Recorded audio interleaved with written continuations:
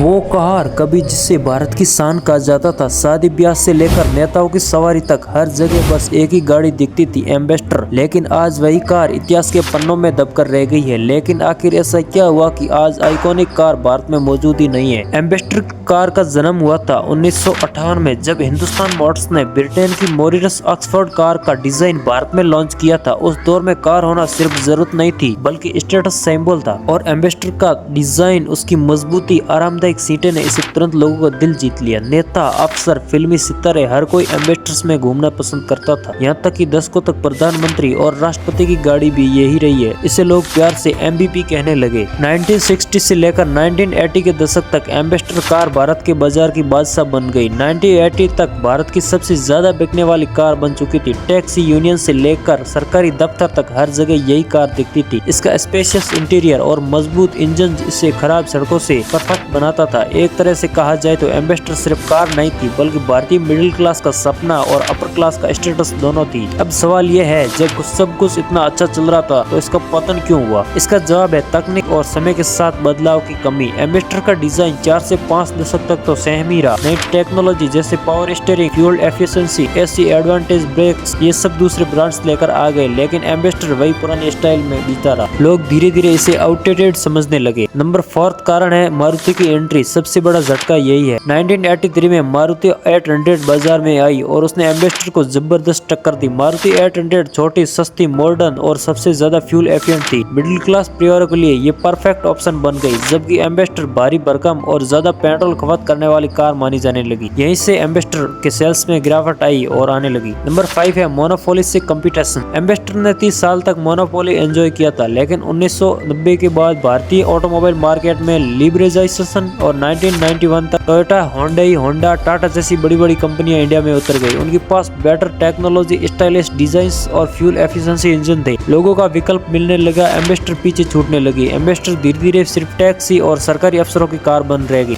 Ambassador car की एक बड़ी प्रॉब्लम उसकी पब्लिक इमेज भी थी। ये कार नेताओं और बाबुओं की गाड़ी बनकर रह गई थी। आम युवा इसे स्टाइलिश नहीं मानते थे। नई पीढ़ी ने इसे पुरानी सोच की कार कहना शुरू कर दिया। यहाँ तक कि सरकार ने भी धीरे धीरे ऑफिशियली गाड़ियों में टोयोटा, इनोवा और मारुति S400 जैसी कार्स का इस्तेमाल करना शुरू कर दिया। हिंदुस्तान मोटर्स की कई गलतियां हैं, जैसे एम्बेसडर बनाने वाली कंपनी हिंदुस्तान मोटर्स ने कुछ गलत फैसले भी लिए। नंबर 1, उन्होंने इनोवेशन पर ध्यान नहीं दिया। मार्केटिंग कंपीटेंसीज कमजोर थे। प्रोडक्ट्स कॉस्ट ज्यादा थी लेकिन डिमांड कम। क्वालिटी कंट्रोल में भी दिक्कत आने लगी। 2014 तक हालत इतनी खराब हो गई कि कंपनी को प्रोडक्शन बंद ही करना पड़ा। 8 इसका कारण है द ऑफिशियली एंड। 24 मई 2014 को हिंदुस्तान मोटर्स ने औपचारिक तौर पर घोषणा कर दी कि एम्बेसडर का प्रोडक्शन रोक दिया जाएगा। 60 साल तक राज करने वाली ये कार चुपचाप इतिहास से गायब हो गई। 2017 में हिंदुस्तान मोटर्स ने एम्बेसडर ब्रांड को पियोगोइट फ्रांस की कंपनी को बेच दिया। हालांकि कुछ खबरें आई है कि पियोगोइट इसे मॉडर्न अवटर और रिलॉन्च कर सकती है, लेकिन अब ये ऐसा नहीं हो पाएगा। एम्बेसडर सिर्फ एक कार नहीं थी बल्कि भारतीय मिडिल क्लास की यादों का हिस्सा थी। स्कूल जाते वक्त, शादी के बारात में, किसी नेता की रैली में, हर जगह ये गाड़ी हमारी जिंदगी में शामिल रही। लेकिन वक्त के साथ अगर इंसान या ब्रांड खुद को बदल नहीं पाता है तो दुनिया उसे पीछे छोड़ देती है। यही हुआ है एम्बेसडर के साथ। एम्बेसडर से हमेशा, आज भले ही एम्बेसडर सर्किट से गायब हो चुकी है, लेकिन हमारी यादों और भारत के ऑटोमोबाइल इतिहास में इसका गहरा असर रहेगा। एम्बेसडर ने हमें ये सिखाया है कि अगर वक्त के साथ नहीं बदले तो दुनिया आपसे आगे निकल जाएगी, आप वहीं के वहीं रह जाओगे। तो subscribe for the business case studies.